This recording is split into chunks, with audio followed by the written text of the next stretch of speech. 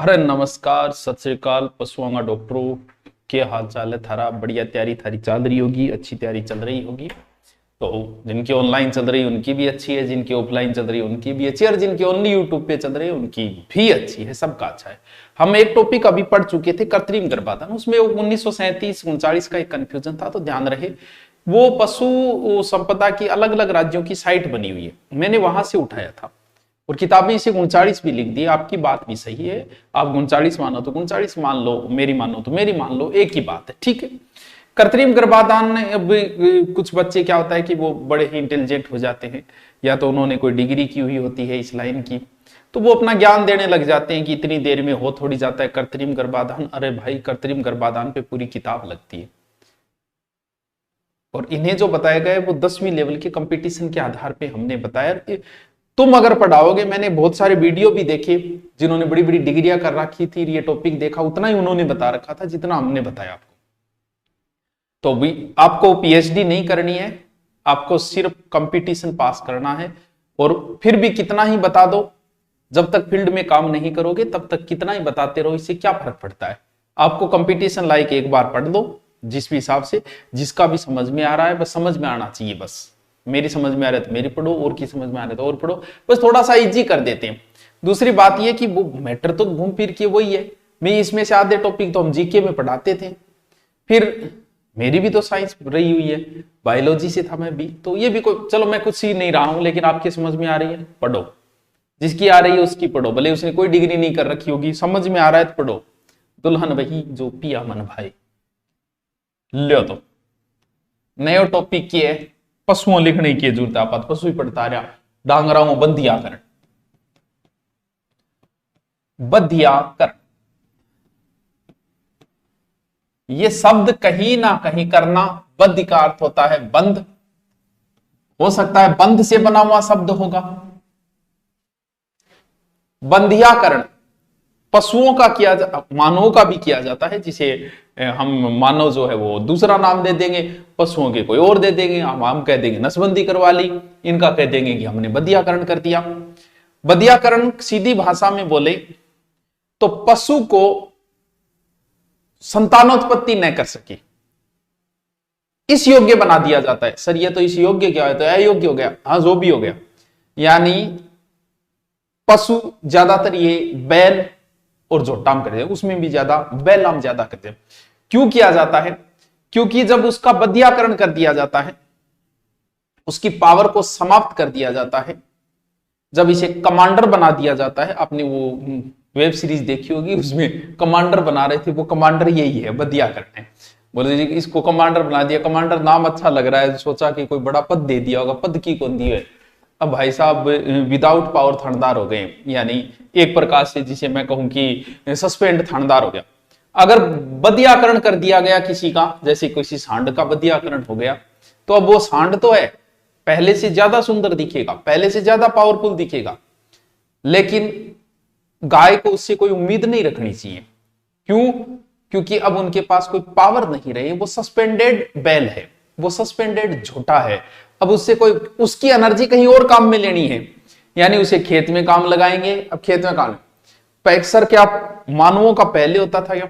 पहले जो हरम होते थे मुगलों के, उन हरमों की रक्षा के लिए किसको रखा जाता था? हिंजड़ों को रखा जाता था। अगर हिंजड़े नहीं मिले तो मानवों का भी वो क्या करते थे, ये काम करके उनका रखते थे, ताकि सेफ रहे, कोई उजाड़ न हो। तो पशुओं का भी ये बंधियाकरण होता है। यानी सीधा सा आप समझ गए होंगे कि हम क्या कहना चाह रहे हैं, कि क्योंकि बहुत सारी लैंग्वेज को मैं दूसरी लैंग्वेज में कन्वर्ट करूं तो भी नहीं कर पाऊंगा, क्योंकि जो बातें हैं वो तो बतानी ही पड़ेगी। तुम भी समझदार हो, 10वीं पास कर चुके हो, तो इस पे ज्यादा ध्यान न देते हुए सीधा पढ़ाई पे ध्यान दोगे। यानी नर पशु की अंड ग्रंथियों को नष्ट करके, जनन ग्रंथियां कह दो, अंड ग्रंथियां कह दो,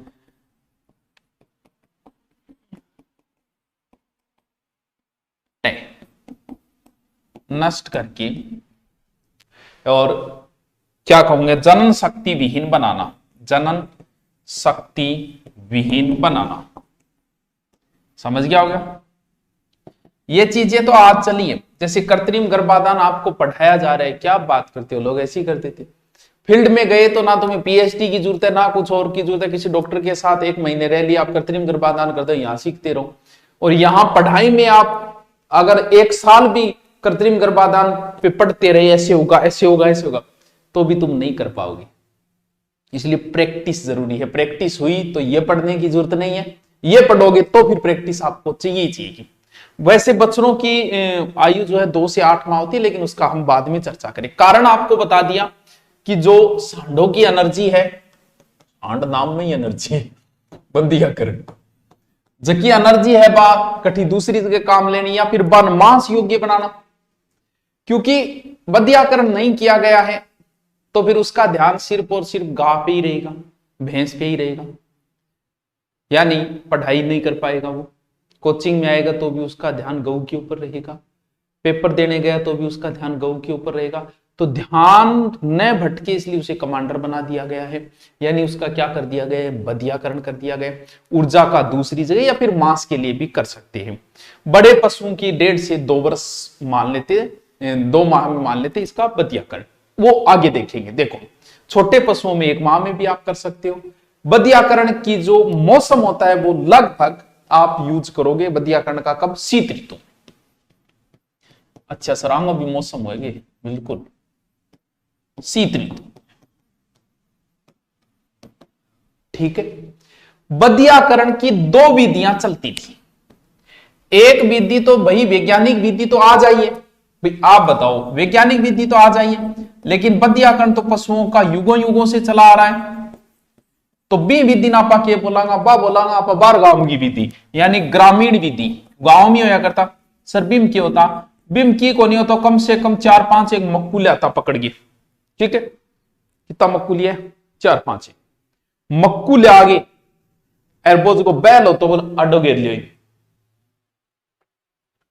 चित्र भी दिखाना, आडो घेर लियो, बोले आडो घेर के अब क्या करना है, अब फिर कीमी कौन करना, ये बदिया करना गूगल मैप लेडा चित्र है।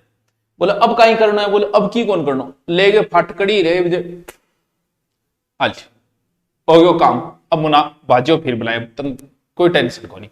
वो तो होती थी ग्रामीण विधि जो पहले चला करती थी, ठीक है, तो गांव में हमेशा से चली आ रही। लेकिन अब हमें कौन सी विधि काम में लेनी है, अब तो हमें वैज्ञानिक विधि काम में लेनी है। तो अब हम चर्चा करेंगे किस विधि का, वैज्ञानिक विधि का। आराम से समझता जाइयो, नोट्स थाने भी यहां मिल लीजिएगा, गुरु नोट्स पर या जठों मिले। एक तो विधि है कि बिल्कुल भी खून खराबो, डोंट लाइक, खून खराबा नहीं करना है, जिसे हम कह सकते हैं रक्त विहीन विधि। रक्त विहीन विधि, पहले मैं तीनों विधियों का नाम लिख दिए थे को, तो बाद में फिर आप डिटेल कर लिया। रक्त विहीन है मतलब रक्त भी निकलना विधि है, और रक्त भी निकलेगा जगह में ऑपरेशन वगैरह, ऑपरेशन मतलब शल्य चिकित्सा के अवशेष काले वही शल्य चिकित्सा, यानी जो चीर फाड़ वाली हो, चीरा या शल्य, यानी एक तो बिना खून निकाले ही उसके पावर को छीन लेना, कमांडर बना देना। दूसरी खून खराबा यानी शल्य क्रिया द्वारा। तीसरी एक केमिकल द्वारा, रासायनिक विधि भी कह सकते हैं, रासायनिक विधि। 3 तरीके से किसी पशु का बंदियाकरण किया जाएगा, ठीक है। हल्ले की है मैं इन डाले की हल्ले मैं टच हो रही हूँ वाले। अब आप एक पढ़ा, बहुत ईजी है, वेरी इजी, कुछ नहीं है। मतलब बंदियाकरण थे थोड़ा सा था ढंगों सिखाते नहीं तो थे प्रैक्टिकल कर्स को, लेकिन करनो को नहीं है, ठीक है। बंदियाकरण भी कोई चलो मान लिया कि सरकार ने कह दिया सही होगा, पढ़ा रहे हैं, गुरु महाराज ने कहा है पशुओं का बंदियाकरण नहीं करना है। पशु कहीं ना कहीं वही बात है कि आदमी के साथ ऐसा किया जाए तो क्या होगा, तो पशुओं के साथ भी वही होगा। तो वही बात है, सही तो नहीं लेकिन फिर भी मान लेते हैं, सही मान लिया, ठीक है। हमने विधि का नाम है रक्त विहीन विधि। पहले रक्त विहीन विधि इंगमा टाबरो 2 प्रकार से हो, ठीक है। रक्त विहीन विधि के अंदर 2 प्रकार। पहली जो है नाम, वो थोड़ा सो नाम ध्यान रखियो, बर्डी जो कास्ट्रेटर विधि पहली है बर्डी जो कास्ट्रेट सर वो की है वो एक यंत्र ही है सर इसो की यंत्र की गनी से चिप्ट बन यंत्र की क्या होगा इसके अंदर देखो इसमें क्या होगा थोड़ा ऊपर कर दूं मैं नाम थोड़ा ध्यान रखिए दोनों नाम है लेकिन थोड़ा याद रखिए पशुओं के अंडकोश इस प्रकार से ठीक है थोड़ा सही बनाना आना है दियो मर्चना के बड़ा बताना ही पड़ेगा हर चीज ठीक है इधर वाली साइड से दो वेन आएगी इसके अंदर ठीक है दो वेन भी आप हम सुनी बनावानी तू टाइम पास ना कर यार ठीक है इधर भी दो वेन आएगी एक आ गई ब्लैक ठीक सर ये कौन सी वेन है एक इनकमिंग की है एक आउटगोइंग की है ठीक है दो तार है ठीक है अब देखो एक जो तार का नाम है वो नाम है स्पर्मेटिक सेपेरेमेटिक एक वेन का नाम है स्पर्मेटिक कोशिका ये इनकमिंग की है ठीक है आ रही है ये इनकमिंग की है यानी हमारे शरीर का जो रक्त हमारे शरीर में क्या है रक्त है भोजन है O2 है ये चीजें यहां लाएगी इससे यहां पर शुक्राणु बनेंगे ठीक है सर अब जब बने हैं तो निकलेंगे भी दूसरी ये जो कोशिका है इसको मैं लिख देता हूं यहां ये वापस जाने की है ये आउटगोइंग की है और इसका नाम है शुक्र जनन क्योंकि इसमें शुक्राणु है इसलिए इसे हम कह देंगे शुक्र जनन कोशिका समझ में आयोगे बहुत बढ़िया आगे ये शुक्राणुओं को शिशन तक ले जाती है एक इनकमिंग की है एक आउटगोइंग की है ठीक है कुछ नहीं है वो जो यंत्र है कौन सा बर्डी का जो यंत्र पकड़ेगा 5-7 मकू ऐसे लिया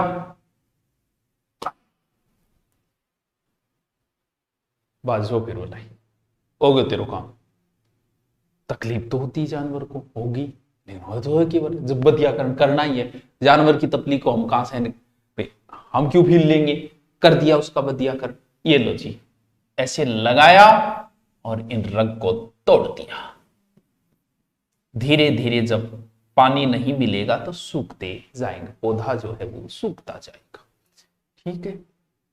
ठीक है समझ गया बहुत बढ़िया समझ ऐसे ही समझाएगा बोले कोई मास्टर समझाओ या तो सीधे नाम लेना पड़ेगा या आप समझ जाओगे जो भी मैं ले इलाज क्या है साइंस है ये सीखना पड़ेगा शर्म आने की कोई बात को नहीं मुझे मैं तो बता रहा हूं आपको तो ये काम करने भी है डॉक्टर साहब आओ नहीं लियाओ थारो बर्डी जो कास्ट्रेट यंत्र के करोगा वो मैं आप ही बता देना चाहता थी वो है पहले दूसरा यंत्र एक और है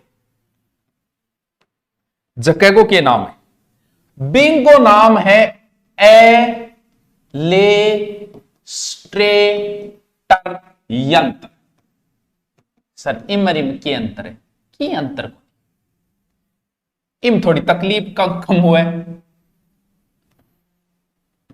ठीक है ये वैसे तो पश्चिमी देशों में चलता है ये एलेस्ट्रेटेड यंत्र जो है वो पश्चिमी देशों में चलता है संडासी टाइप को सोई यंत्र हुआ वो ठीक है वो तो रग तोड़ लग रही ये तो वो है संडासी टाइप को सोई एक यंत्र यानी इस प्रकार का एक छल्ला होगा जो ऐसे आएगा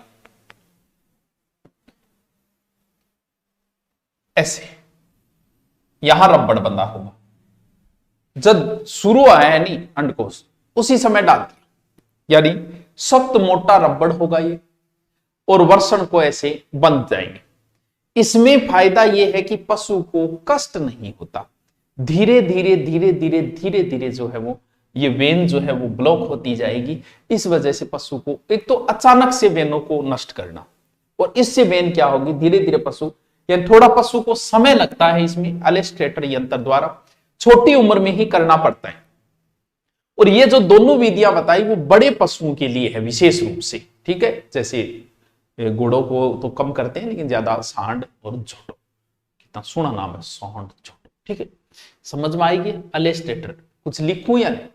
यानी रबर बांधते हैं, शॉर्ट में लिख लो।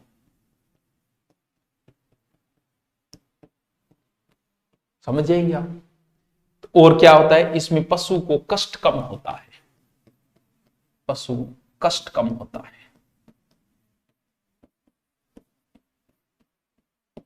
ठीक है सर,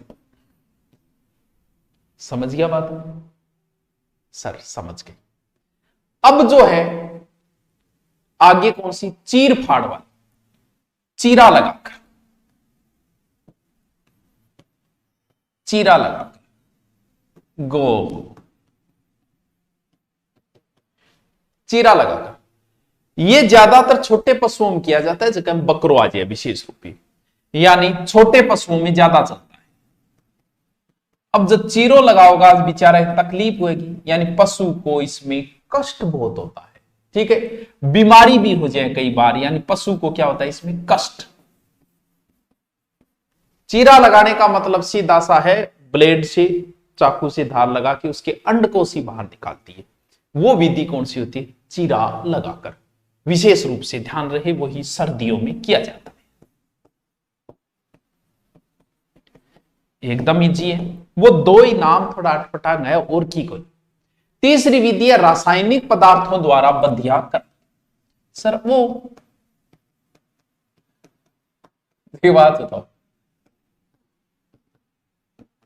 जोटे हो सांड बकरे को चलो थे कर दिया, मुर्गिया मुर्गा करना हो जद जद क्या करोगा, कोई तरीका। पक्षियों में अपनाया जाता है, पक्षियों में सिर्फ बधियाकरण मुर्गा, गुरुजी मुर्गा बधियाकरण क्या करना तो टापर नहीं, कई बार ऐसे है कि मुर्गे से ओनली मांस ही करना है, अंडे नहीं, मांस के लिए अगर मुर्गा पाल रहे तब किया जाता है। ये गर्दन पे चीरा लगाया जाता है इससे, ठीक है। उसमें एक टेबलेट रखी जाती है, गर्दन पे चीरा लगा के, स्टील बेस्ट्रोल टेबलेट, यानी इसमें क्या करते हैं गर्दन पे चीरा लगा के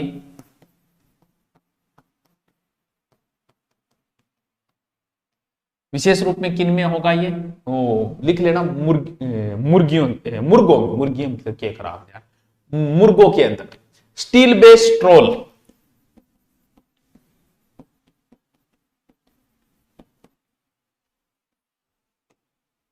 स्टील बेस्ट्रोल टेबलेट।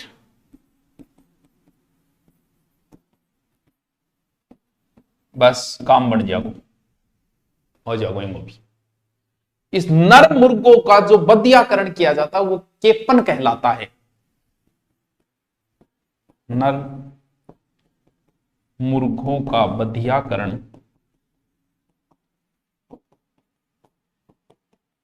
केपन कहलाता है।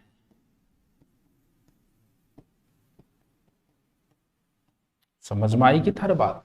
सर आगे केपन, केपन वो गाय का पहला गंगा है, मैंने कागा बोल दिया था। एक तो टाबरो वह बधियाकरण, ठीक है। एक वह नसबंदी, नसबंदी को मतलब वो ही हो गया नस ने बांधना, वो भी नहीं तो है। हमारे अंदर भी है, हर नरमी के अंदर भी नहीं तो है। अब नसबंदी का मतलब वो जो वेन है जो ले जा रही है, आ रही वो नहीं, इनकमिंग वाली नहीं, आउटगोइंग वाली। गालियां आंगड़ी आंटा मारती हो, होगी नसबंदी, कट मारती हो सिर्फ एक उसी को। भाई अगर दोनों वेन की तो धीरे धीरे धीरे धीरे उनमें सब कुछ मिलना बंद हो जाए, लेकिन और चीजें तो उसे मिल रही है, बस आउटगोइंग बंद की है, इस वजह से वो नसबंदी कहलाती है। यानी प्रौढ़ सांडों को जनन के अयोग्य करना नसबंदी। अगर नसबंदी किए गए सांडों को टीजर सांड, टीचर सांड नहीं, टीजर सांड, टीचर याद रह जाता है, टीजर सांड या टीजर बुल कहा जाता है। यानी नसबंदी किए सांडों को टीजर सांड कहा जाता है, कहा जाता है। याद रहे जैसे क्या होता है सर इनका नसबंदी करके, बड़े बड़े जिनके पास 100 गाय हैं, 200 गाय हैं, ज्यादातर इन्हीं में होता है, 100 गाय है, उसे पालने वाला एक व्यक्ति है। अब कौन सी गाय कब बोलने लग गई, आप समझते हो बोलना ही बोले करे आपने तो कहा बोलने लग गई, यानी ऋतु में हो गई जिसे मैं कहूं। अब 200 गया बिन के भरोसे हाँ सही लाग रही है, अब बिन तो बेरो कौन पड़ेगा भाई जी कौन सी है बी खातर मैं आ भाई साहब ने रखेगा कौन सा नसबंदी करेड़ा पहला, किसको नसबंदी किए हुए बैलों को रखा जाएगा। अब मान लो किसी के 100 गाय है तो वहां कम से कम उसे 10 तो रखनी पड़ेंगी चेक करने वाले अधिकारी। ये 10 गायों पे एक अधिकारी होता है, अधिकारी है पावर नहीं है, बस वही बात।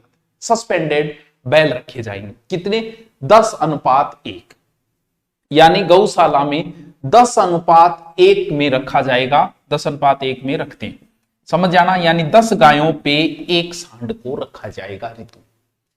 उसके नीचे नीली स्याही लगा देते हैं, यहां पर नीली स्याही, यानी सांड के छाती पर नीली स्याही लगा दी।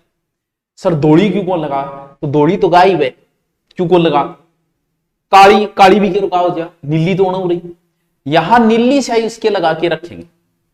अब मान लो कि सुबह 4 बजे उस सांड को पता चल गया कि देवी जी जो है ऋतु में है, तो पता चलने के बाद में पैर वगैरह दबाएगा भाई वो। जैसे ही वो ऊपर चढ़ा, यहां का जो नीला लगा था वो गाय के लग जाएगा। सुबह वो आओगो कितना आंग लाग रही है भाई, 4 आंग लाग रही है वाले, पता करने के लिए ही इन सांडों को रखा जाता है, समझ गए। नसबंदी किए हुए सांडों को ऋतु में गांवों को चेक करने के लिए रखा जाता है, यानी ये बता देंगे रिपोर्ट पॉजिटिव है या नेगेटिव है। उसको कितने अनुपात में, 10:1 में, यानी सांड की छाती पे क्या रखते हैं, नीली स्याही। और ध्यान रखियो वो पर्सन बने हो किसी कलर करेडे होगो नीली,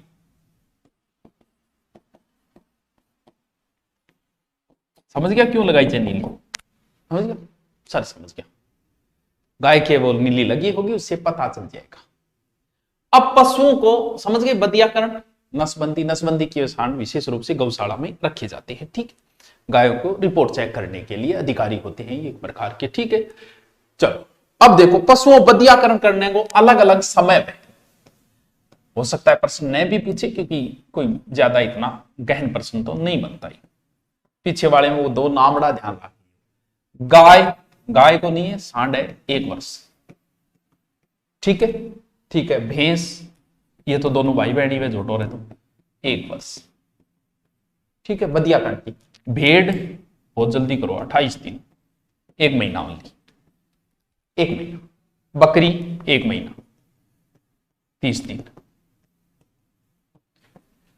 और कोई बच्ची सूअर है 7 से 9 सप्ताह बाद। ये बदियाकरण की उम्र है। बहुत छोटा सा टॉपिक, बातें इतनी है, अब भले पीएचडी वाले से पढ़ लेना है किसी और से पढ़ लेना, मैटर इतना ही आपके समझ में आना चाहिए बस। आ गया तो अच्छे कमेंट करके बता दीजिएगा, नहीं आया तो इसे दोबारा देख लीजिएगा, कोई शर्म शंका की बात को नहीं है, नॉर्मल चीज है। Okay, thank you.